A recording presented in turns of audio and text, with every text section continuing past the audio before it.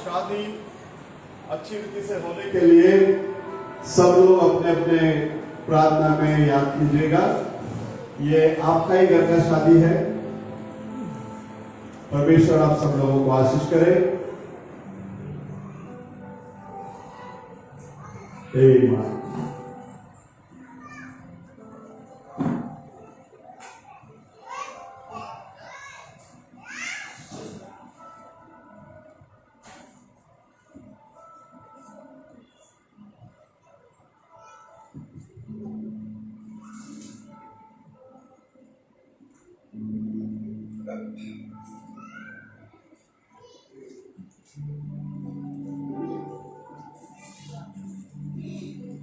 கர்த்தருடைய பரிசுத்த நாமத்துக்கு ஸ்தோத்திரம் உண்டாவதாக.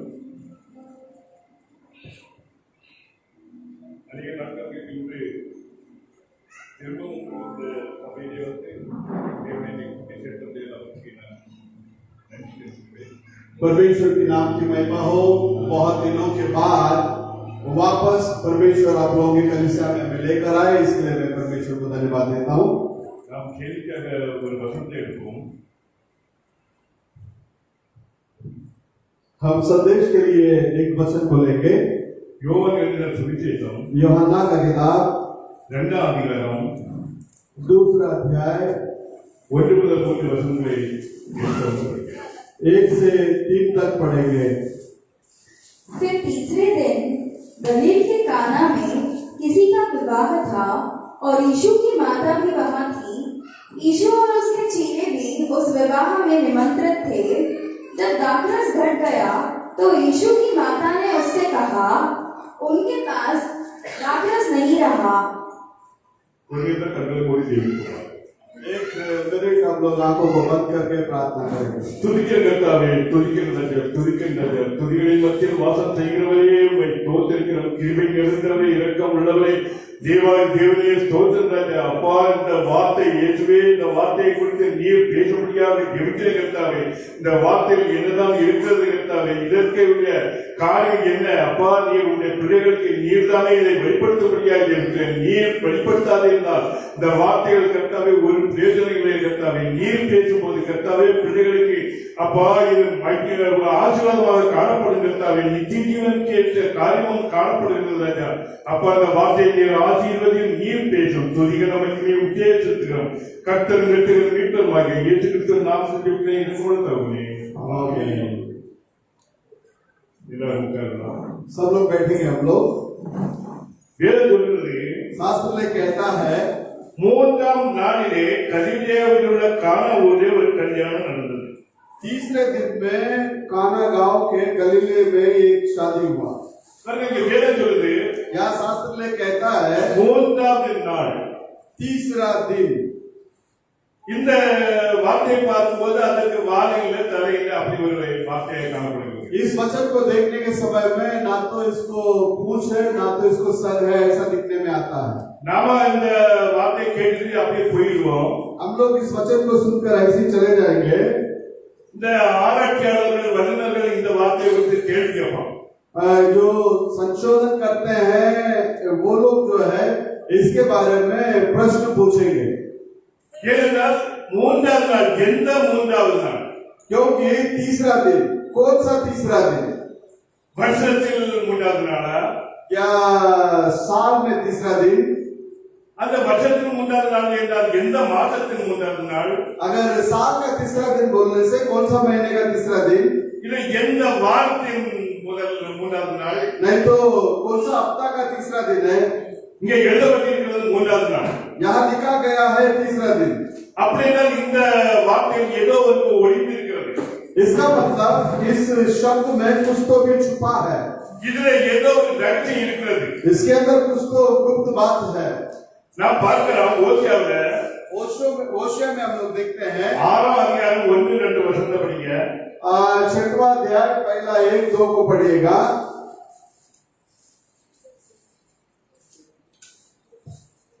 चलो हम यहोवा की ओर फिरे, क्योंकि उसी ने फाड़ा और वही चंगा भी करेगा, उसी ने मारा और वही हमारे घावों पर पट्टी बांधेगा। 2 दिन के बाद वह हमको जिलाएगा और तीसरे दिन वह हमको उठाकर खड़ा करेगा, तब हम उसके सम्मुख जीवित रहेंगे।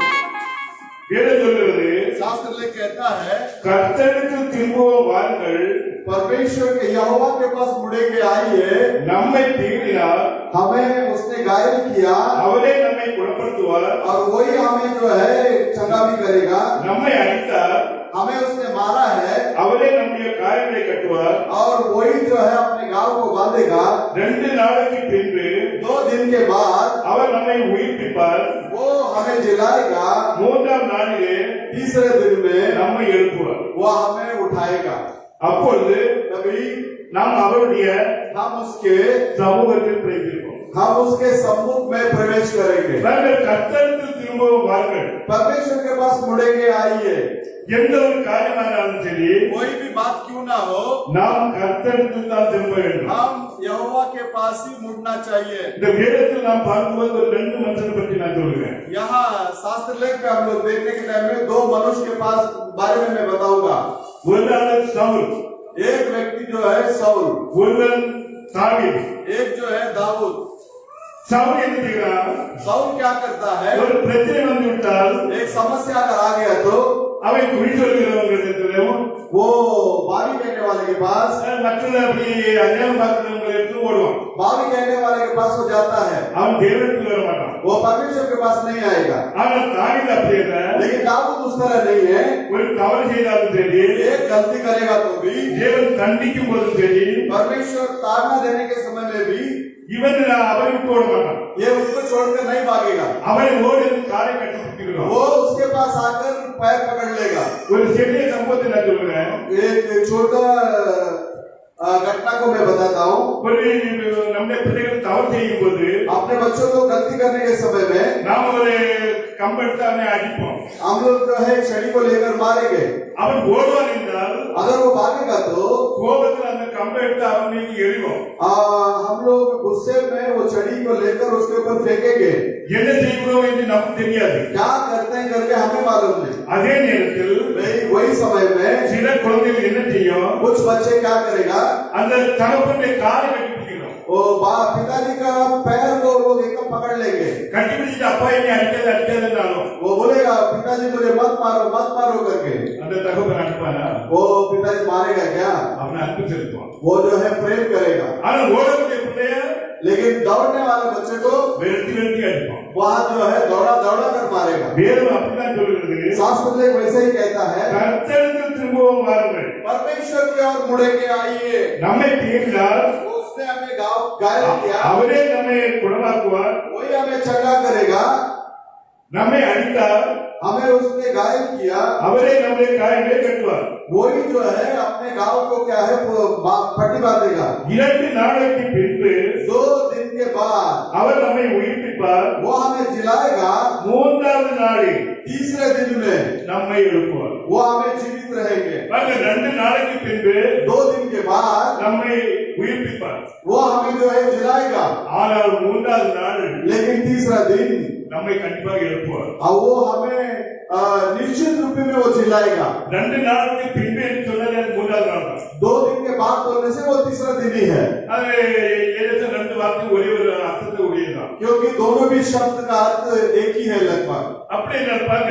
ऐसा है तो देखिए, 2 இங்கே 3ஆவது நாளை குறித்து சொல்றார்। यहाँ तीसरा दिन के बारे में कहता है। 3ஆவது நாள் அவர் நம்மை உயிர்ப்பிக்க வேண்டியதான ஒரு கட்டாயம்। तीसरा दिन जो है वो हमें जिलाने का वो दिन है। 3ஆவது நாள் அவர் நம்மை எழுப்ப வேண்டியதான ஒரு கட்டாயம்। तीसरे दिन में वो हमें जिलाने का एक निर्बंध है। யாத்திராகமம் निर्गमन 19ஆம் அதிகாரம் 19वां अध्याय 11வது வசனத்தை படிங்க। 11 को पढ़िए। निर्गमन 19वां अध्याय 11। और वे तीसरे दिन तक तैयार हो जाए, क्योंकि तीसरे दिन यहोवा सब लोगों के देखते सीनै पर्वत पर उतर आएगा। தமிழ்ல படிங்க। 3ஆம் நாளுக்கு ஆயத்தப்பட்டிருக்க கடவர்கள் 3ஆம் நாளில் கர்த்தர் சகல ஜனங்களுக்கும் பிரத்யட்சமாக சீனாய் மலையின் மேல் இறங்குவார்। வேதம் சொல்கிறது, शास्त्र में कहता है மூன்றாவது நாளுக்காக நீங்க ஆயத்தப்பட்டிருக்க வேண்டும் என்று வேதம் சொல்கிறது. तीसरे दिन के लिए तैयार हो रहे करके हो जाओ करके यहाँ शास्त्र में कहता है। வேதம் அதைத்தான் சொல்கிறது. शास्त्र में वही सिखाता है। மூன்றாவது நாள் நீங்க ஆயத்தப்பட வேண்டும் என்று. तीसरा दिन के लिए तुमको तैयार होना है, ஏனென்றால் கர்த்தர் எல்லா ஜனங்களுக்கு முன்பாக வெளிப்படுவார் என்று. क्योंकि परमेश्वर सारे लोगों के बीच में वो प्रकट होगा। இங்கே அதான் சொல்லப்பட்டிருக்கிறது. यहाँ भी वही बताया जा रहा है, யோவான் அதான் சொல்லப்பட்டிருக்கிறது. यूहन्ना में यही बताया जा रहा है। மூன்றாவது நாளிலே तीसरे दिन में இங்கே கானான் ஊர்ல यहाँ काना गांव में ஒரு கல்யாணம் நடந்தது. एक शादी हुआ। அந்த கல்யாணத்துக்கு இயேசுவும் சீடர்களும் வந்திருந்தாங்க. उस शादी में यीशु और शिष्य भी आए थे। அப்படின்னா இது எந்த மூன்றாவது நாள் நாம் பார்க்க வேண்டும். इसका मतलब ये कौन सा तीसरा दिन है हम लोग देखना चाहिए। 2 பேதுரு 3ஆம் அதிகாரம் 8ஆம் வசனத்தை படிங்க. दूसरा पत्रस तीसरा अध्याय 8वां वचन को पढ़ना।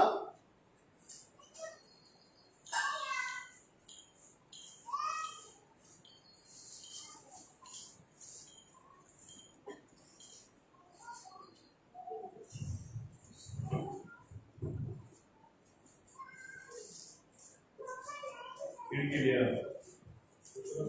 3:8 3:8 2 பேதுரு 3:8 மேலும் நீங்கள் எல்லாரும் ஒருமனப்பட்டவர்களும் இல்ல பிரியமானவர்களே, கர்த்தருக்கு ஒரு நாள் 1000 வருஷம் போலவும் 1000 வருஷம் ஒரு நாள் போலவும் இருக்கிறது என்று இந்த ஒரு காரியத்தை நீங்கள் அறியாதிருக்க வேண்டாம். இங்க வேதம் என்ன சொல்கிறது என்றால் यहाँ शास्त्र में क्या कहता है, கர்த்தருடைய நாள் வந்து இருக்கிறது, परमेश्वर का एक दिन है நம்முடைய நாள் வந்து இருக்கிறது. और अपना दिन एक है। கர்த்தருடைய ஒரு நாள் என்பது परमेश्वर का एक दिन जो है நமக்கு 1000 வருஷம். हमारे लिए 1000 साल है। நமக்கு 1000 வருஷம் என்பது हमारे लिए 1000 वर्ष जो है அவருக்கு ஒரு நாள். उसके लिए एक दिन है। எந்த காரியத்துக்கும் சரி कोई भी कार्य में நாம வசனத்துக்குள்ளாக தான் போக வேண்டும். हम शास्त्र लेख के अंदर ही जाना चाहिए। வேத வாக்கியங்களை ஆராய்ந்து பார்க்க வேண்டும். यहाँ शास्त्र लेख को ढूंढ कर देखना चाहिए। அவைகளால் உங்களுக்கு நித்திய ஜீவன் உண்டு என்று எண்ணுகிறீர்களே, उसके जरिए आपको अनंत जीवन है करके आप लोग सोचते हो। என்னை குறித்து சாட்சி கொடுப்பீர்கள் அவைகளே என்று இயேசு சொல்கிறார். मेरे विषय में गवाही देना भी यही है। அப்படின்னா நம் வேதத்தை குறித்து ஆராய்ந்து தான் பார்க்க வேண்டும். इसका मतलब हम लोग शास्त्र लेख को खोज कर देखना जरूरी है। வேதத்தை குறித்து கேள்வி கேட்கணும். अब यहाँ वचन के विषय में हम प्रश्न पूछना है, அதனால் தான் விசுவாசம் வரும். उसमें से ही जो है विश्वास आएगा। ஆனால் அந்த கேள்வி தேவனுடைய வசனத்தில் வர வேண்டும். और प्रश्न जो है परमेश्वर का वचन से आना चाहिए। அந்த கேள்வி தேவனுடைய வசனத்திலிருந்து கேட்டு அதை நாம் தெரிந்து கொள்ள வேண்டும். परमेश्वर का वचन से प्रश्न पूछकर उसके बारे में जानकारी लेना है। இங்க வேதம் சொல்கிறது यहाँ शास्त्र में कहता है தேவனுடைய நாள். ये परमेश्वर का दिन है। இங்கே சொல்லப்பட்டதான யோவானில் சொல்லப்பட்டதான வசனம் यहाँ यूहन्ना में बताया गया वचन தேவனுடைய வசனம். ये परमेश्वर का वचन है। அந்த மூன்றாவது நாள் என்பது वो तीसरा दिन जो है அது தேவனுக்கு 3 நாள், वो परमेश्वर के लिए 3 दिन, நமக்கு எவ்வளவு நாள்? हमारे लिए कितना है? 3000 வருஷம். 3000 साल है हमारे लिए। அப்படின்னா கொஞ்சம் சிந்தித்து பாருங்க.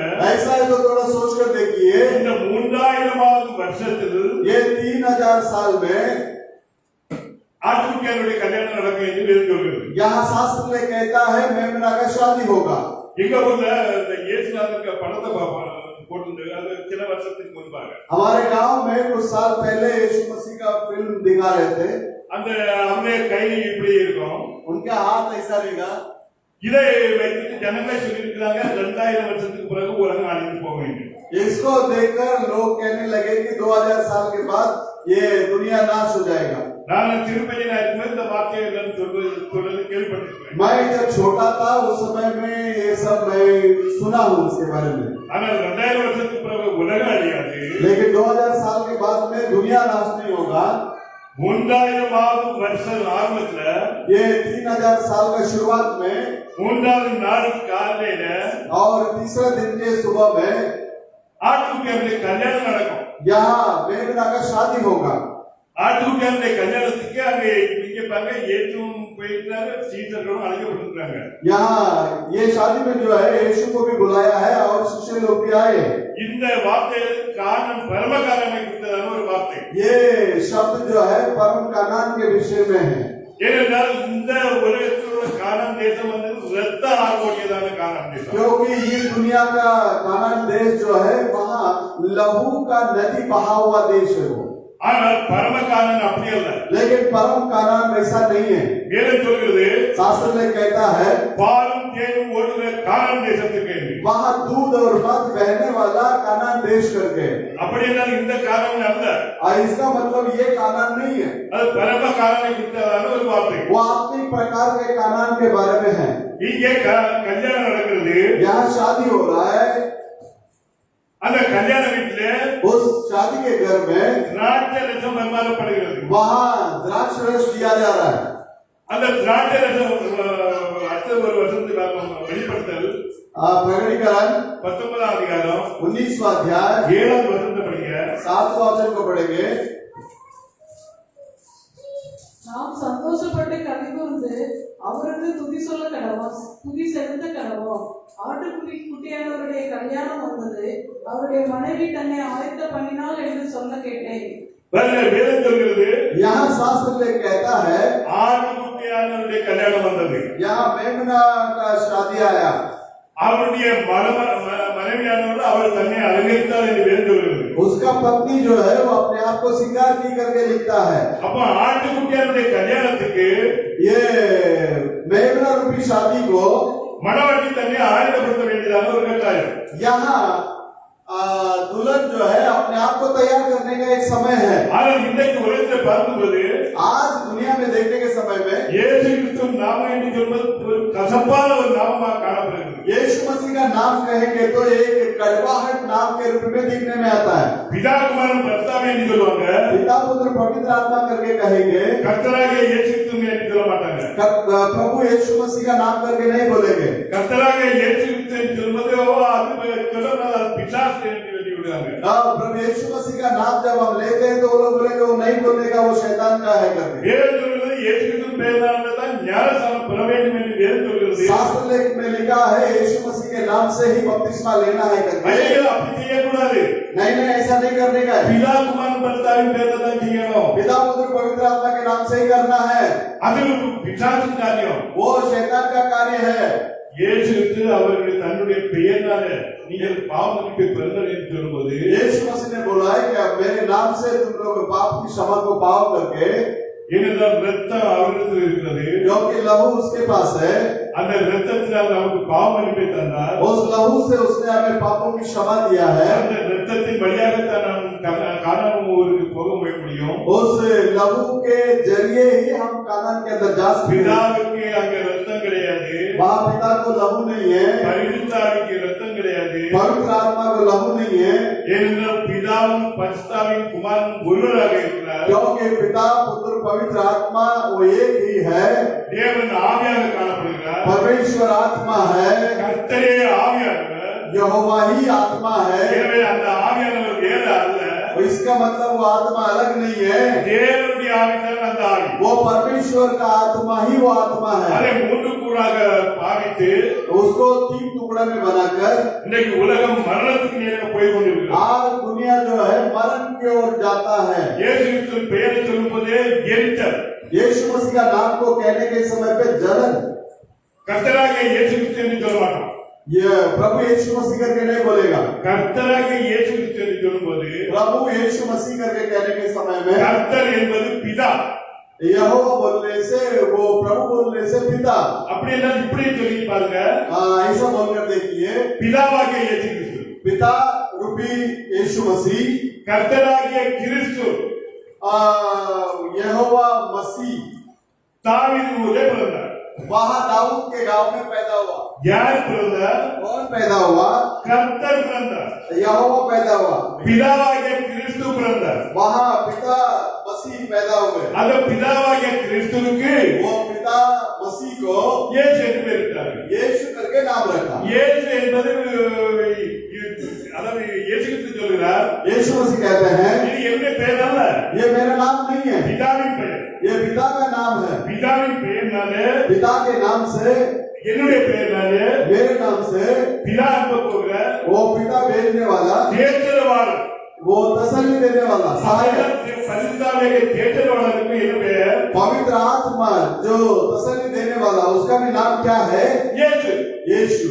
அந்த பிதாவுக்கு பெயர் இயேசு. पिता का नाम यीशु। நான் பிதாவின் பெயர்ல வந்தேன்னு சொல்றேன். मैं पिता के नाम से आया करके बोलता है। எனவே பிதாவின் பெயர் இயேசு. पिता का नाम यीशु। இயேசு என்று சொன்னோட அங்க மரியாதை மறந்து போகக்கூடாது. மரியாதையுடைய மகன் இருந்தார்.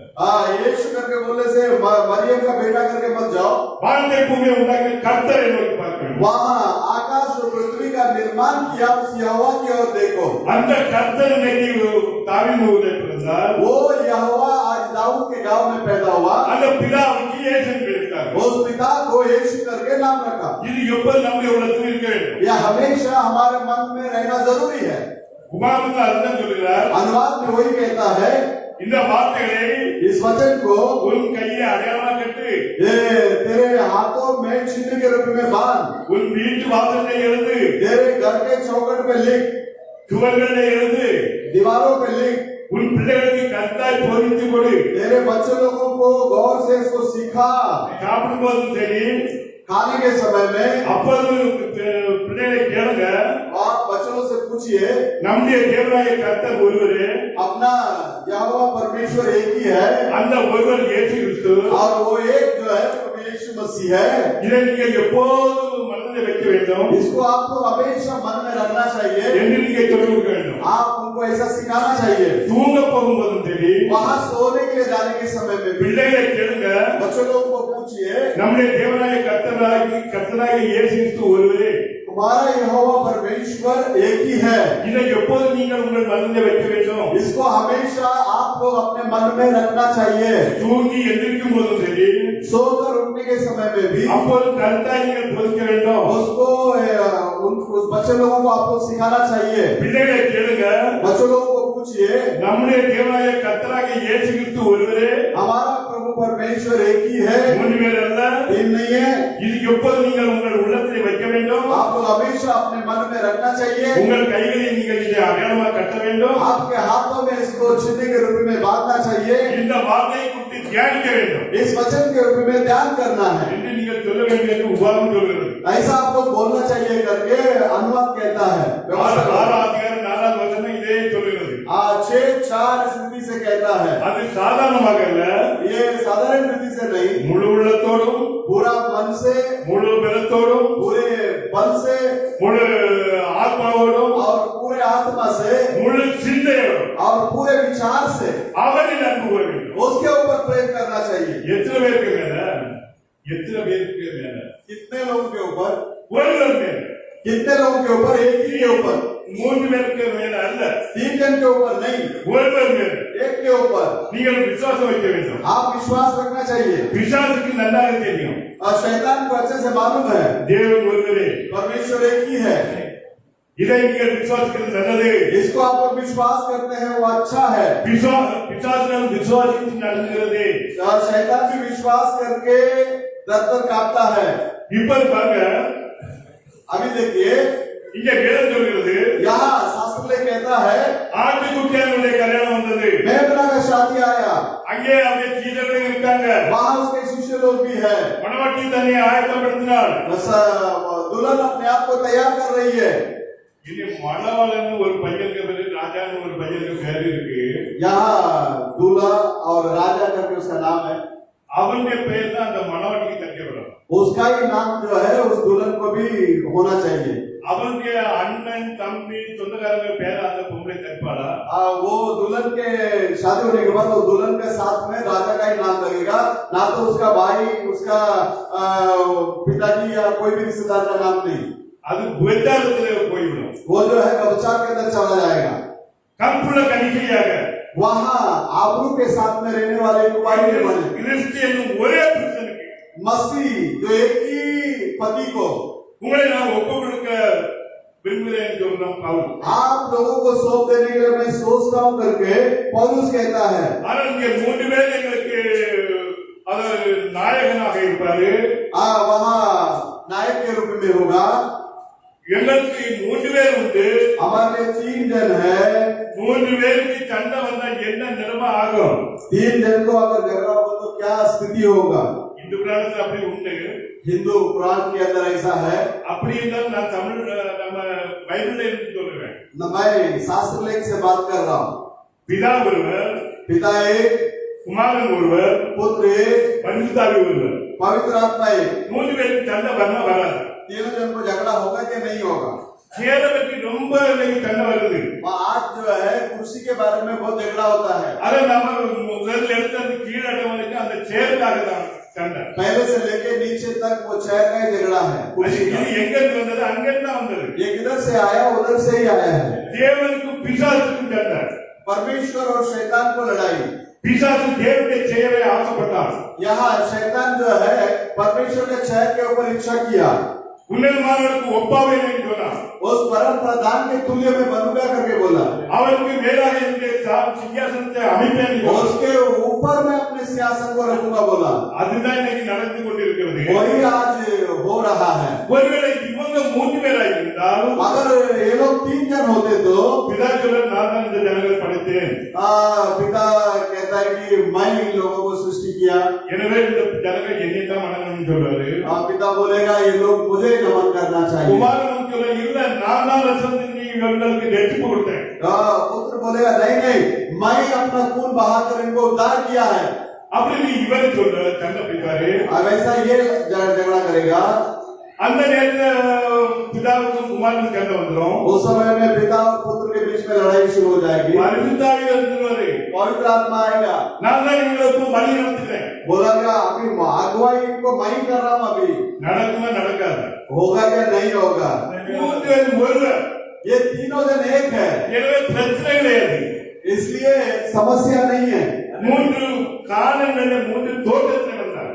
यहाँ तीन टाइटल में आए हैं। எனவே பிதா குமார் பரிசுத்தாவி என்று சொன்னாலே அது உபச்சாரத்துக்காக. पिता पुत्र पवित्र आत्मा करके कहेंगे तो विचार का निशानी है। இப்போது பார்த்தோம். अभी देखेंगे। எனவே மனோக்கு யாருக்கு பெயர் தக்கணும்? इसलिए दुल्हन किसका नाम को पहनना चाहिए? பிதாவுக்கு பெயர் தக்கணுமா?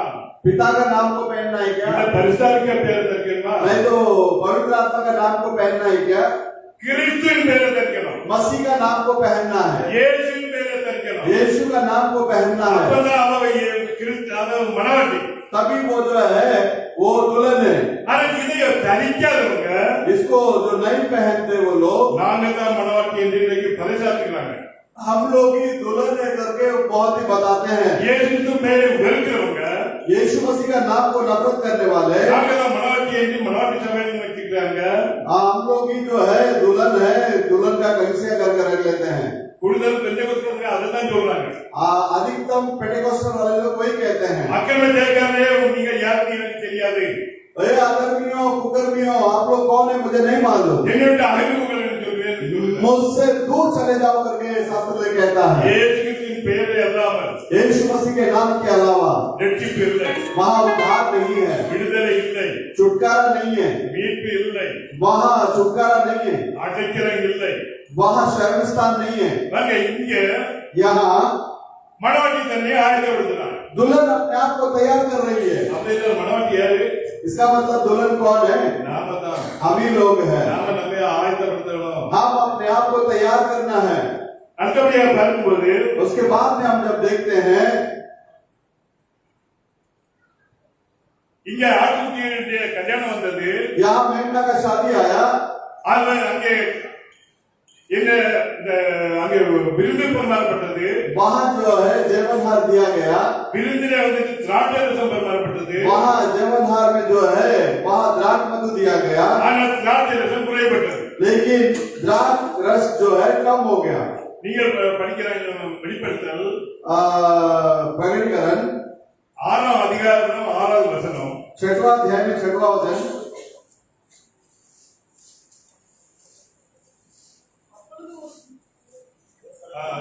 அப்பொழுது ஒரு பணத்துக்கு ஒரு படி கோதுமை என்றும் ஒரு பணத்துக்கு 3 படி வார்கோதுமை என்றும் எண்ணெயையும் திராட்சரசத்தையும் சேதப்படுத்தாதே என்றும் 4 ஜீவன்களின் மத்தியிலிருந்து உண்டான சத்தத்தை கேட்டேன். இங்க வேதம் சொல்லுது यहाँ शास्त्र में कहता है ஒரு பணத்துக்கு ஒரு படி கோதுமை என்றும் एक दिनार को एक सेर गेहूं ஒரு பணத்துக்கு 3 படி பால் கோதுமை வேண்டும் और 1 दिनार को गौ விற்கிறாங்க. बेचते हैं। நீங்க வித்துட்டு போங்க. आप लोग बेच कर जाओ। அதாவது கோதுமை என்றால் என்ன? गौ बोलने से क्या है? வசனம், वचन है, தேவனுடைய வார்த்தை, परमेश्वर का वचन। ஆனால் लेकिन எண்ணெய் மீது கை வைக்காத, तेल में हाथ मत लगाना, திராட்சை ரசத்தை நீ தொடாத, द्राक्ष रस को छूना नहीं। நீ எவ்வளவு சம்பாதிச்சுக்க, तो जितना कमाने का है कमा ले। இயேசு அழைக்கிறார் என்று கூப்பிடுவான். यीशु बुला रहा है। ஓ அந்த ஸ்திரீயை தேவன் தொடுகிறார் என்று சொல்வான். ओ उस बहन को परमेश्वर छूता है। சகோதரன் கையை உயர்த்தி தேவன் உன்னை கூப்பிடுகிறார் என்று சொல்வான். ओ बहन अपने हाथ को उठा, परमेश्वर तुझे बुलाता है। சகோதரன் உன்னை கூப்பிடுகிறார் என்று சொல்வான். ये भाई तुझे यीशु बुलाता है। இல்லாத தரிசனத்தை, जो दर्शन नहीं है, இல்லாத விசேஷத்தை जो विशेष बात नहीं है, இவங்களுக்கு தீர்க்கதரிசனமாக உரைப்பான். इन लोगों को भविष्यवाणी के रूप में वो அங்கிருந்து வருகிற அவர் அவருடைய தூதரை அனுப்புவார். वहां वो अपना दूत को भेजेगा। தூதர் வந்து இங்கே பாம்பேல வந்து எந்த மைதானம் பெரிய மைதானமோ यहाँ वो दूत यहाँ आकर बोलेगा इस मुंबई में कौन सा बड़ा मैदान है, அந்த மைதானத்தை இந்த தூதர் தான் அதை ஓகே பண்ணணும். ये उनका भेजा हुआ दूत ही वो मैदान को सिलेक्ट करेगा। மைதானத்தை அதை மைதானத்தை ஆட்கள் கூடணும். वहाँ जितना बड़ा मैदान है उतना लोग भी आना चाहिए।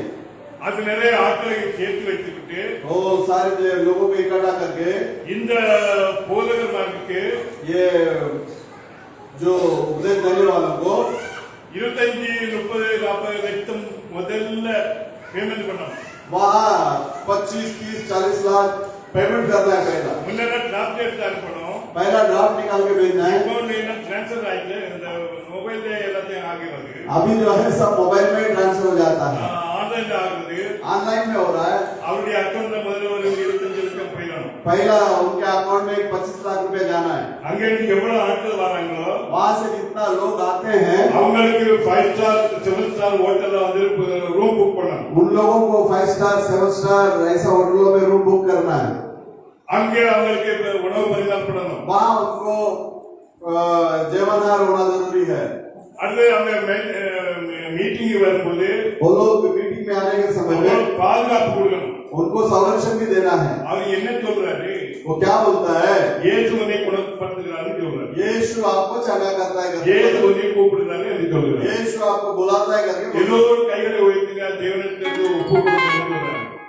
सब लोग हाथ उठाओ, परमेश्वर को अपने आप को सौंप दो बोलता है। ஆனா நீங்க எப்படி ஒப்பு கொடுக்க போவீங்க? आप कैसे सौंपेंगे अपने आप को? நானே வழியும் சத்தியம் ஜீவனுமாய் இருக்கிறேன் என்று சொல்றார். मैं मार्ग सत्य और जीवन करके कहता है। துளத்துக்குள் வாசல் வழியாக பிரவேசிக்க வேண்டும் என்று சொல்றார். वहाँ भेड़शाले में द्वार के द्वारा प्रवेश करना है करके बताता है। நானே துளத்துக்கு வாசல் என்று சொல்றார். मैं उस भेड़शाला का द्वार हूँ करके बताता है। ரட்சிப்புக்குரிய வார்த்தையை சொல்ல வேண்டும். उद्धार के शब्दों को बताना है। இப்படியாக நீங்கள் செய்தால்தான் ரட்சிக்கப்படுவீர்கள் என்று சொல்ல வேண்டும். ऐसे ऐसे करोगे तब चल के आपका उद्धार होगा करके बताना है। அவருடைய சுவிசேஷத்தை சொல்ல வேண்டும். पौल का सुसमाचार को बताना है। பேதுரு சொன்ன வார்த்தையை சொல்ல வேண்டும். पतरस ने जो कहा उस शब्द को कहना है। பேதுருவா சொன்னா पतरस कहा क्या? பரிசுத்த ஆவியானவர் அவர் மீது இறங்கி பேசின வார்த்தை. वहाँ पवित्र आत्मा उसके अंदर उतर कर जो बात किया है, பாவ மன்னிப்புக்கென்று पाप क्षमा के लिए கர்த்தராகிய இயேசு கிறிஸ்துவின் பெயரில் ஞானஸ்நானம் பெறுங்கள். प्रभु यीशु मसीह के नाम से बपतिस्मा लो, அப்பொழுது பாவ மன்னிப்பை பெறுவீர்கள். तब जो है पापों की क्षमा को पाओगे, அப்பொழுது பரிசுத்தாவின் வரத்தை பெறுவீர்கள். तब पवित्र आत्मा का दान को पाओगे। ஆனால் இன்றைக்கு பரிசுத்தாவி எங்கிருந்து வருதுன்னு தெரியல. आज पवित्र आत्मा कहाँ से आता है मालूम नहीं। எழுதி இவங்க பாட்டு பாடும்போது ये लोग उठकर गीत गाने के समय में கைகளை ஜோராக அடித்துக் கொண்டு हाथों को जोर से पीट कर இங்க இருக்க ஆட்களை எல்லாம் இந்த பக்கம் குதிப்பாங்க. यहाँ बैठने वाले पुरुष लोग सब इस तरफ उड़ी मारेंगे, இங்க இருக்க பெண்கள் எல்லாம் இங்கே குதிப்பாங்க. यहाँ इस तरफ में रहने वाले सारे बहन लोग इस तरफ उड़ी मारेंगे। நடக்கிற கூத்தை பார்த்தாலும் அயோக்கியமா இருக்கு. वहाँ जो कुछ भी घटना हो रहा है उसको देखने के लिए जाएंगे तो अयोग्य रीति से वहाँ दिखने में आता है। வேதம் சொல்கிறது शास्त्र में कहता है இயேசு கிறிஸ்துவை यीशु मसीह को பரிசுத்த ஆவி இல்லாமல் पवित्र आत्मा के बिना கர்த்தர் என்று यहोवा करके ஒருவன் சொல்லக்கூடாது. कोई भी बोलना नहीं चाहिए। அப்படி இல்லை பரிசுத்த ஆவி இருந்தால் इसका मतलब पवित्र आत्मा आएगा तो இயேசு கிறிஸ்துவை यीशु मसीह को கர்த்தர் என்று சொல்லணும். वहाँ यहोवा करके बोलना चाहिए। அப்படி யார் சொல்றாங்களோ ऐसा जो बोलता है அவங்களுக்குள்ள எல்லாம் பரிசுத்த ஆவி இருக்கு. उनके अंदर ही पवित्र आत्मा है। மற்றவங்க அவங்க மேல அப்படி அல்ல. बाकी लोग ऐसा नहीं है। பிசாசின் ஆவி. वहाँ शैतान का आत्मा। உலகத்தில் ரெண்டு பிதா உண்டு. ये शास्त्र लेख में संसार में दो ही पिता है, ஒன்று இயேசு கிறிஸ்து, एक यीशु मसीह है ஒன்று பிசாசு. और एक शैतान है। அவர் சொல்கிறார் वो कहता है நீங்களோ तुम लोग உங்கள் பிதாவாகிய பிசாசினால் तुम्हारे पिता शैतान से பிறந்தவர்கள். वो पैदा उत्पन्न हुए लोग हैं। அவன் தன் சொந்தத்தை பொய்ய பேசினான். वो अपने खुद ही से झूठ बोलता है, சத்தியம் அவனிடத்தில் இல்ல. सच्चाई उसके पास नहीं है। அவன் ஆதி முதல் கொண்டு மற்ற கொலைபாதகனா இருக்கிறான். वो आदि से ही वो हत्यारा है, அப்படி என்று வேதம் சொல்கிறது. ऐसा शास्त्र लेख कहता है। இங்கேயும் அப்படிதான் சொல்ற பாருங்க. यहाँ भी ऐसे ही कहता है। देखिए என் வார்த்தையை கொண்டு நீங்க எவ்வளவு சம்பாதிக்கிறீர்கள் சம்பாதிங்க. मेरे वचन को रखकर जितना कमाना चाहते हो कमा लो, ஆனா பரிசுத்தாவி உனக்கு இல்ல. लेकिन पवित्र आत्मा के और नहीं। எண்ணெய் என்பது பரிசுத்தாவி. यहाँ तेल जो है पवित्र आत्मा है। திராட்சை ரசம் உனக்கு இல்ல. द्राक्ष रस तेरे लिए नहीं है। திராட்சை ரசம் என்பது என்ன? द्राक्ष रस क्या है? வெளிப்பாடு. वो प्रकटीकरण है। ஆதியை பார்க்கும்போது आदि में देखने के समय में காயினும் ஆவேலும் காணிக்கை கொண்டு வந்தாங்க. कैन और आबेल वहाँ भेंट लेकर आए। ஏவாள் பிள்ளைகளுக்கு சொல்லியிருப்பா, हवा जो है बच्चों से बताई कि பிள்ளைகளை நாங்கள் இந்த தேசத்தை பாருங்க, ओ बच्चों इस देश को देखो, நாங்கள் எவ்வளவு சந்தோஷமாக இருந்தது தெரியுமா? हम लोग कितने आनंद के साथ में थे। நாங்கள் பாவம் செய்த நிமித்தம் हम लोग पाप किया इस वजह से தேவன் அங்கே இருந்து எங்களை அடித்து விழுத்தி விட்டார். परमेश्वर वहां से हमें मार कर भगा दिए। அன்றைக்கு நாங்கள் சொல்லும் போது वाह, उन दिनों में हम लोग बोलने के समय में இந்த இடம் காலியாக இருக்கிறதா, इस जगह खाली है क्या, இதே ஒரு திராட்சை செடியை கொண்டு மருத்துவம் என்று சொன்னால் वहाँ इस स्थान पर एक द्राक्ष का वेली आने दे करके बोलेंगे तो அது அங்கே வரும். वो वहाँ आएगा। ஒலிவ மரம் வேண்டும் என்றால் एक जलपाई का झाड़ चाहिए तो இந்த இடத்துல ஒரு ஒலிவ மரம் வளர்த்தோம் என்று சொன்னால் इस जगह में एक जलपाई का झाड़ आने दो करके बोलेंगे வரும். आएगा। ஆகாரம் வேண்டும் என்றால் वहाँ खाना चाहिए करके बोलेंगे तो வார்த்தையால் சொன்னால் போதும் शब्दों से कहेगा तो बस हो गया, கிடைக்கும். मिलेगा। இல்ல ஒரு குரங்கிடத்தை சொன்னால் கூட एक बंदर से बोलेगा तो भी அது இடமே கொண்டு வரும். वो नारियल लेके आएगा। இன்னும் காட்டு மிருகங்கள் கூட இவருக்கு அடிமையா இருந்தது. सारे जंगल के जानवर इसके आधीन में थे, அவைகளை இவன் ஆண்டு கொண்டிருந்தான். इनके ऊपर ये प्रभुता कर रहा था। இவன் அப்படி பவனி தேசத்தை சுற்றி பவனி வரலாம். ये ऐसे ही देश को घूम कर आता था। இவனுடைய பிரஜைகள் யாரு? इसका प्रजा तो कौन है? சிங்கம், புலி, யானை, கரடி, இப்படிப்பட்ட காட்டு மிருகங்கள். इसका सारा प्रजा जो है वहाँ हाथी, शेर, वाघ, सारे जंगल की प्राणियां, இப்படியாக அவன் பவனி வந்தவன். ऐसा ये घूम कर आता था। தாய் இதெல்லாம் பிள்ளைகளுக்கு சொல்லியிருப்பான். ये सारी बातों को माँ अपने बच्चों के पास बताती रहेगी। இங்கே ஆவேலுக்கு அந்த திராட்சை ரசம் கிடைக்கிறது. यहाँ आबेल को वो द्राक्ष रस मिलता இந்த है। திராட்சை ரசம் என்ன செய்கிறது? ये द्राक्ष रस क्या करता है? உன்னுடைய தாய் தகப்பன் செய்த பாவம், तेरा माँ बाप ने जो किया पाप, அதுக்கு மீட்பு, उसके लिए छुटकारा ரத்தம். वो जो है लहू में है। ரத்தம் சிந்துதல் இல்லாமல் लहू जब तक गिरता नहीं है மன்னிப்பு கிடையாது. पाप की क्षमा नहीं है। இவனுக்கு அந்த திராட்சை ரசம் கிடைக்கிறது, इसको वो द्राक्ष रस मिलता है, வெளிப்பாடு கிடைக்கிறது. वहाँ प्रकटीकरण मिलता है। இவன் சில ஆடுகளை பிடித்துக் கொண்டு போய் ये भेड़ बकरियों को ले जाकर அங்கே பலியிடுகிறான். वहाँ बलि चढ़ाता है। ஆனால் காயினுக்கு அப்படி அல்ல. लेकिन कायन को ऐसा नहीं है।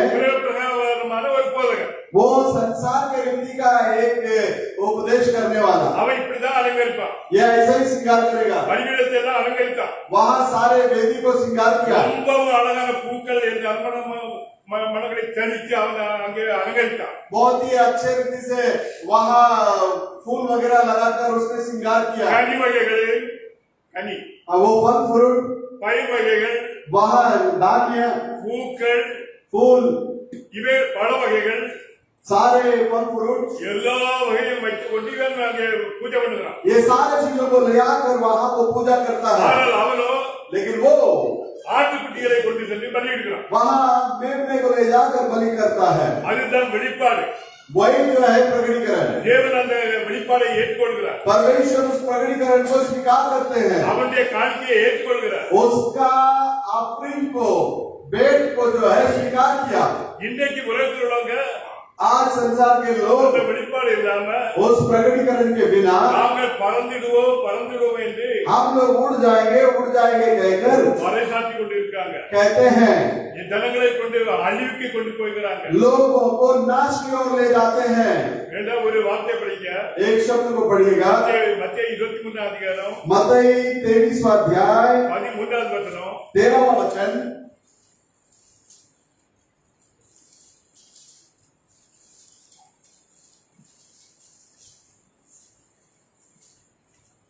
மாயக்காரராகிய வேதபாரகரே, பரிசேயரே, உங்களுக்கு ஐயோ! மனுஷர் பிரவேசியாதபடி பரலோக ராஜ்யத்தை கூட்டிக் கொண்டு போகிறீர்கள். நீங்கள் அதில் பிரவேசிப்பதும் இல்லை, பிரவேசிக்க போகிறவர்களை பிரவேசிக்க விடுவதும் இல்லை. இங்க வேதம் என்ன சொல்கிறது? यहाँ शास्त्र में क्या कहता है? மாயக்காரராகிய வேத பாரகரே, ये कपटी शास्त्रियों, பரிசேயரே, फरीसियों, உங்களுக்கு ஐயோ! तुम पर हाय। இன்றைக்கு கோதுமையை விற்றாங்க இல்லையா? आज गौ को बेचते हैं ना, உங்களை குறித்து சொல்கிறார். उनके बारे में बताता है। உங்களுக்கு ஐயோ! तुम्हारे लिए हाय। மனுஷர் பிரவேசிக்காதபடிக்கு लोग प्रवेश नहीं करना चाहिए करके பரலோக ராஜ்யத்தை பூட்டி போடுகிறீர்கள். स्वर्ग का राज्य को बंद कर देते हो। பரலோக ராஜ்யம் பிரவேசிக்க வேண்டும் என்றால் स्वर्ग के राज्य में जाना है तो ஆட்டுக்குட்டிய ரத்தம் நம்முடைய நெற்றியில தடவப்படணும். वहाँ मेमना का लहू हमारे माथे पे लगाना जरूरी है। அந்த ரத்தத்தோடு சென்றால்தான் उस लहू के साथ जाएंगे तो ही அந்த கதவு திறக்கும். वो जो द्वार खुलेगा। மற்றபடி போனால் உங்களுக்கு ஒன்றும் கிடைக்காது. नहीं तो आपको कुछ भी नहीं मिलेगा। நீங்கள் பரலோக ராஜ்யம் பிரவேசிக்க முடியாது. आप स्वर्ग के राज्य में जा नहीं सकते। இது பிரசங்கிமாரை பற்றி சொல்கிறார். यहाँ प्रचार करने वालों के बारे में बताता है। உங்களுக்கு ஐயோ! तुम्हारे लिए हाय। பரலோக ராஜ்யத்தை பிரவேசிக்காதபடிக்கு स्वर्ग के राज्य में प्रवेश ना करे, பூட்டி போட்டீர்கள். आप लोगों ने बंद कर दिए। 15வது வசனம் படிங்க. 15वां वचन को पढ़िए। மாயக்காரராகிய வேதபாரகரே, பரிசேயரே, உங்களுக்கு ஐயோ! ஒருவனை உங்கள் மார்க்கத்தானாகும்படி சமுத்திரத்தையும் பூமியையும் சுற்றி திரிகிறீர்கள். அவன் உங்கள் மார்க்கத்தானான போது அவனை உங்களிலும் இரட்டிப்பாய் நகரத்தின் மகனாக்குகிறீர்கள். வேதம் சொல்கிறது, शास्त्र में कहता है, வேத பாரகரே, ये வேத பாரகரே, जी शास्त्रियों, பரிசேயரே, फरीसियों, உங்களுக்கு ஐயோ! आप लोगों के लिए तुम कपटी हो। हाय। ஒருவன் एक व्यक्ति உங்கள் மார்க்கத்தான் ஆகிறதுக்காக तुम्हारे मार्ग के वो बनने के लिए தேசம் விட்டு தேசம் வருகிறீர்கள். देश छोड़कर देश में आते हो, கடல் தாண்டி போகிறீங்க. जो समुद्र को पार कर जाते हो, அவரிடத்திலிருந்து தசமபாகம் காணிக்கையை வாங்கிட்டு வாரீங்க. उनसे दशमांश और ऑफरिंग भी लेकर आते हो। அதுல उसमें நீங்கள் பிரவேசிக்க மாட்டிய, तुम भी प्रवेश नहीं करोगे, ஜனங்களுக்கு பிரவேசிக்க விட மாட்டிய. तुम लोगों को भी प्रवेश करने नहीं दोगे। உங்கள் எண்ணம் என்ன? आप लोगों का विचार क्या है? தசமபாகம் காணிக்கையிலே தான் இருக்கு. वो दशमांश और ऑफरिंग में ही है।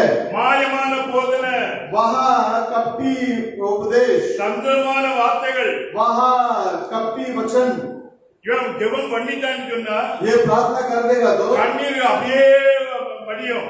वहाँ जो है आंसू ऐसे ही बहाएगा। ஆக்ஷன். एक्शन, இவன் ஆக்ஷன் பண்ணுகிறான். ये एक्टिंग करता है எல்லாரும் எங்க கொண்டு போகிறான்? कि सबको किधर लेकर जा रहा है? நரகத்துக்கு. वहाँ नरक में ले जा रहा है।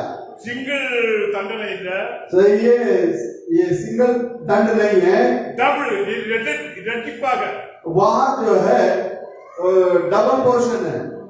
நரகத்தின் மகனாக்குகிறீர்கள். वो जो है नरक का बेटा बना देते हो। இன்றைக்கு உலகம் பூரா அப்படிதான் நடந்து கொண்டிருக்கிறது. आज सारी दुनिया ऐसे ही चल रही है।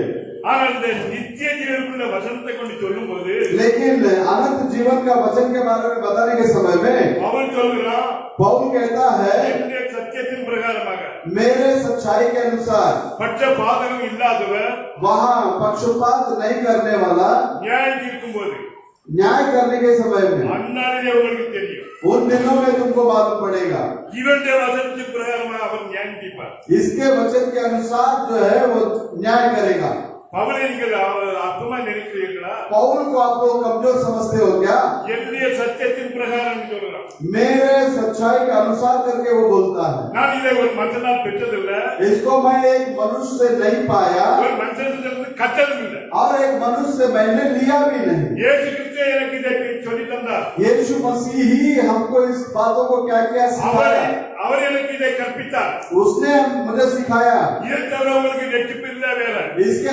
अलावा दूसरा कोई उद्धार नहीं है நான் மனுஷனையே பிரியப்படுத்த பார்த்தேன் क्या मैं मनुष्य को प्रिय करना चाहता हूँ இல்ல மனுஷனை அல்ல मैं मनुष्य को नहीं தேவனை பிரியப்படுத்த பார்க்கிறேன் परमेश्वर को प्रिय करना चाहता हूँ தேவனுடைய வசனத்தை சொல்லும்போது परमेश्वर का वचन को कहने के समय में தேவன் சந்தோஷப்படுகிறார் परमेश्वर वहाँ खुश होते हैं ஆனால் மனுஷனோ लेकिन मनुष्य துக்கப்படுகிறான் दुखित होता है சரி பாருங்க देखिए இப்போது இங்க ஒரு பணத்துக்கு एक पैसे के लिए ஒரு படி கோதுமை என்றும் एक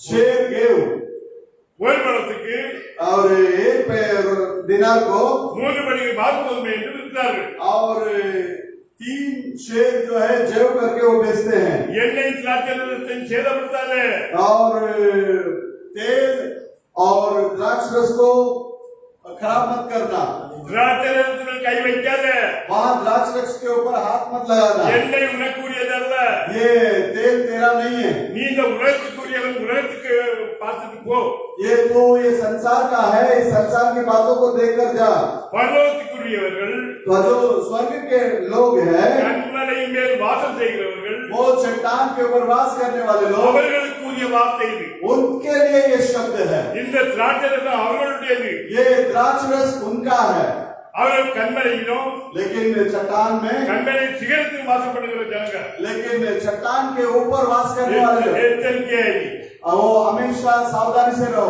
இங்க பாருங்க यहाँ देखिए இங்க ஆட்டுக்குட்டியாருடைய கல்யாணத்துல यहाँ मेमना रूपी शादी में திராட்சை ரசம் குறைபட்டது यहाँ द्राक्ष रस कमी पड़ा இங்க 6 கற்காடிகள் வைக்கப்பட்டிருக்கிறது यहाँ 6 पत्थर का बर्तन रखा गया है இங்கே இயேசு தாய் வந்து சொல்றாங்க यीशु का माँ आकर कहती है அவர்களுக்கு திராட்சை ரசம் இல்லை उनको द्राक्ष रस नहीं है ஸ்திரியே உனக்கு எனக்கு என்ன ये स्त्री तेरा और मेरा क्या है ஒரு வார்த்தை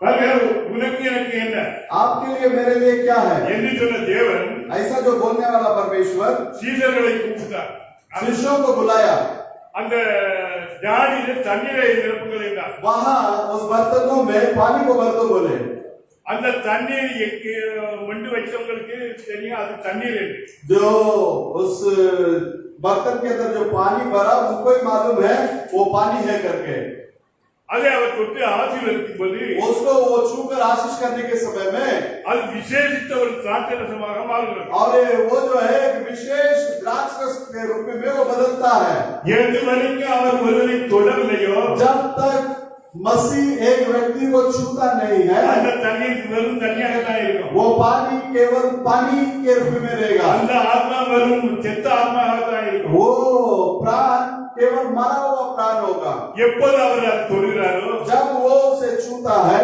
எப்போது அதை ஆசீர்வதிக்கிறாரோ जब वो उसे आशीष करता है அப்போது அந்த ஆத்மாவிலே ஜீவன் तभी जो है उसके आत्मा में वो जीवन आएगा ஆனால் ஆத்மா அவருக்கு இருக்கு इसलिए उसको आत्मा है அது செத்த ஆத்மா वो मरा हुआ आत्मा है அது நரகத்துக்கு போகக்கூடிய ஆத்மா वो प्राण जो है नरक में जाने वाला है இயேசு கிறிஸ்துவின் வார்த்தை வரவில்லையோ यीशु मसीह का वचन जब तक आता नहीं அது வரைக்கும் அது திராட்சை ரசமாக மாறாது तब तक वो द्राक्ष रस के रूप में बदलेगा नहीं திராட்சை ரசம் வீரியம் உள்ளது यहाँ द्राक्ष रस के अंदर एक पावर है பழைய ரசம் இன்னும் அதிக வீரியம் உள்ளது और जुना द्राक्ष रस जो है और भी पावरफुल है அந்த திராட்சை ரசம் வரும்போது वो द्राक्ष रस आने के समय में நீங்கள் பெடல் அடைவீர்கள் என்று வேதம் சொல்கிறது तुम लोग जो है बल पाओगे करके शास्त्र ले कहता है நீங்கள் புது பெடல் அடைவீர்கள் என்று आप வேதம் लोग சொல்கிறது नया बल को पाओगे करके शास्त्र ले कहता நீங்கள் है நடந்தாலும் களைத்து போக மாட்டீங்க आप लोग चलेंगे तो भी नहीं थकेंगे ஓடினாலும் சோர்ந்து போக மாட்டீங்க. आप दौड़ेंगे तो भी नहीं थकेंगे। இப்ப திராட்சை ரச தண்ணீரை திராட்சை ரசமா மாத்துகிறார். यहाँ पानी को द्राक्ष रस के रूप में बदलते हैं।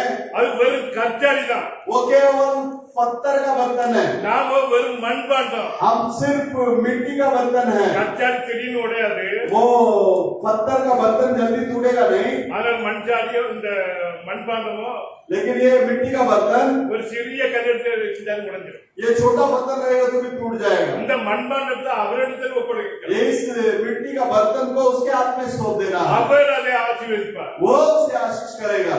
அந்த மண்பாண்டத்துக்குள்ள இருக்கக்கூடிய அந்த ரசம் उस मिट्टी के बर्तन के अंदर रहने वाला वो அந்த रस மண்பாண்டத்தை காப்பாற்றும். उस मिट्टी का बर्तन का संरक्षण करेगा। இப்போ இந்த ரசத்தை கொண்டே மண்டி கொடுக்க சொல்கிறார். अब इस रस को ले जाकर बांटो करके बोलता है। அதை பந்தி விசாரிப்புக்காரன் பார்க்கலாம். वहाँ जो है वो मेज भोजन मेज को जो संभालने वाला वो आकर देखता है, அதை சுவை பார்க்கிறான். उसको वो टेस्ट करता है। ஓ இது பயங்கரமான சுவையா இருக்கிறது. ये तो बहुत ही अच्छा स्वादिष्ट है। இதுவரைக்கும் இந்த ரசத்தை எங்கே ஒழித்து வைத்திருந்தீர்? अभी तक इस द्राक्ष रस को कहाँ छुपा कर रखे? அங்கே மணவாளனை கூப்பிட்டு கேட்கிறார். वहाँ दूल्हा को बुलाकर पूछते हैं। எல்லோரும் என்ன செய்வாங்க? सब लोग क्या करेंगे? முதலில் சுவை உள்ளதை கொடுப்பாங்க. पहला जो है अच्छा स्वादिष्ट देंगे, கடைசி நேரத்தில் பற்றாக்குறை வரும். आखिरी समय में वहाँ कम हो जाएगा, அப்ப தண்ணீரை மிக்ஸ் பண்ணுவாங்க. तभी पानी को मिक्स करेंगे। சில இடங்கள்ல கல்யாண வீடுகள்ல இதான் நடக்கு.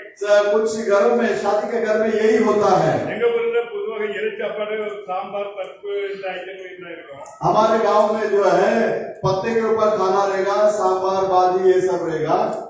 சாம்பார் குறைஞ்சிட்டுன்னு சொன்னா वहाँ सांबार कम हो गया तो அதுல கொஞ்சம் உப்பு கொஞ்சம் தண்ணியும் சேர்ப்பாங்க. वहाँ उसमें जो है थोड़ा नमक और पानी मिक्स करेंगे। ஆரம்பத்துல நல்ல சுவையா இருக்கும். शुरुआत में बहुत अच्छा रहेगा, கடைசியில் அது சுவை குறைந்ததா இருக்கும். आखिर में जो है उसका स्वाद कम हुआ रहेगा। ரசத்திலே அதே மாதிரி, रसम में भी वैसा ही, பருப்பு குழம்புலே அதே மாதிரி. सभी दाल में भी वैसा ही। இங்கே அந்த மணவாளனை கூப்பிட்டு இவன் கேட்கிறான். यहाँ इस दूल्हा को बुलाकर वो पूछता है, பந்தி கடைசி நேரத்துல தான் இப்படி எல்லாம் வேலை செய்வாங்க. यहाँ जो है आखिरी समय में सब लोग ऐसे करेंगे, நாங்க அப்படிதான் செய்வோம். हम लोग ऐसे ही करेंगे। ஆனால் நீ இந்த ரசத்தை எங்கே வச்சிருந்தீர்? लेकिन आप इस रस को कहाँ रखे थे? இந்த ரசம் எப்படி வந்ததுன்னு அவருக்கு தெரியாது. ये रस कैसा आया उनको मालूम नहीं, மணவாளனுக்கு தெரியாது. और दूल्हा को मालूम नहीं। ஆனால் அதை நிரப்பின தண்ணியை நிரப்பினவங்களுக்கு மட்டும்தான் தெரியும். उसमें पानी जिन लोगों ने भरा उनको ही मालूम है। இயேசு கிறிஸ்து அதை செய்தார். यीशु मसीह उस काम को किया। நம்ம யோசிச்சு பாருங்க, हम आज देखिए, வெறும் மண்பாண்டம் தான். हम लोग केवल और केवल मिट्टी का बर्तन है। வந்து போதாத தண்ணி தான். हम लोग किसी भी काम का लायक नहीं वैसा पानी है, குடிக்க முடியாத தண்ணி. पीने लायक नहीं था ये पानी।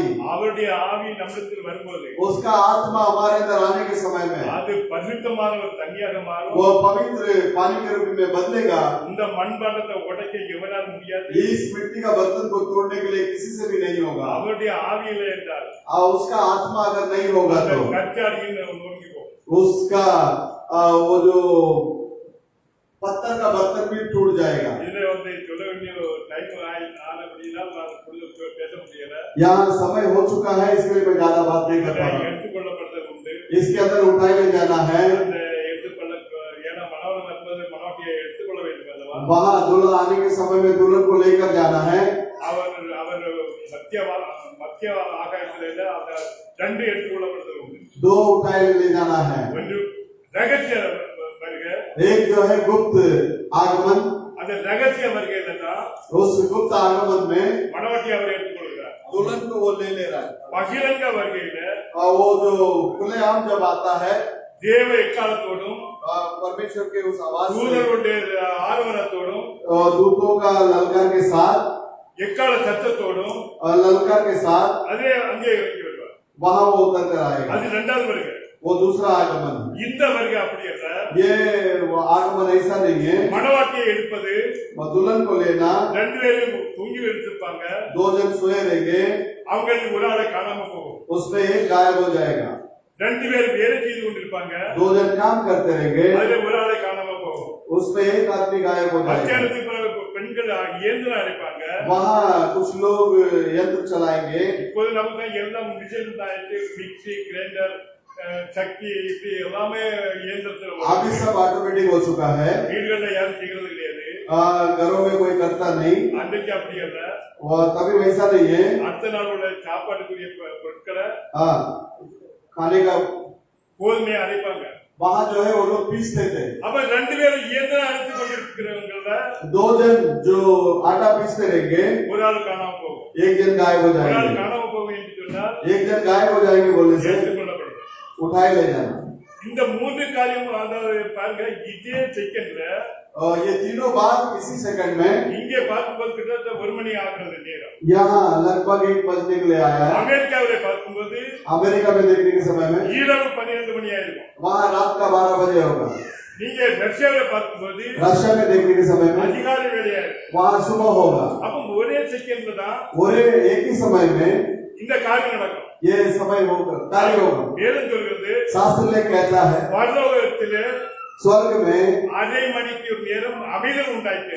आधा घंटा जो है वहाँ सन्नाटा होगा। அந்த அரை மணிக்கு நேரத்துல அங்க பரலோகம் காலியாயிடும். उस आधा घंटे में जो है स्वर्ग खाली हो जाएगा। பூலோகத்துல வந்து वहाँ पृथ्वी में जो है இந்த ரகசிய வருகையில வந்து यहाँ गुप्त आगमन में இந்த எடுத்துக்கொள்ளப்படுதல் நடக்கும். ये उठाए ले जाना होगा। இது அரை மணி நேரத்தில் நடக்கக்கூடிய காரியம். ये आधा घंटे में होने वाला काम அது है। வேதம் சொல்கிறது. ऐसा शास्त्र ले कहता है।